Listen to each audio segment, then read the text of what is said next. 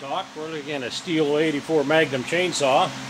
This one features a bar that is 48 inches from the front of the saw out. That's the measurement from spikes to the tip.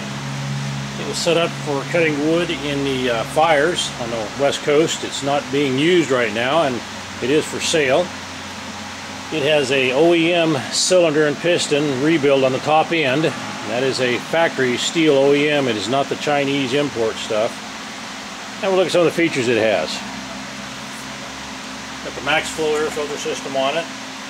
Operator presence lever, choke, off, and kill switch.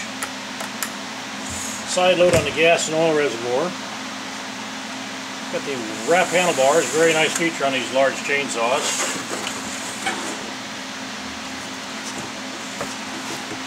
See the wrap handlebar.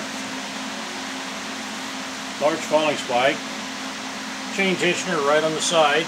Loosen the two bar nuts up and right on the side where you tension it.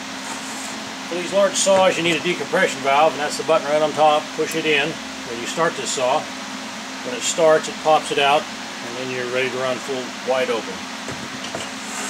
If you're looking to get into the firefighting or have any big wood to be cut, here is a very professional large chainsaw.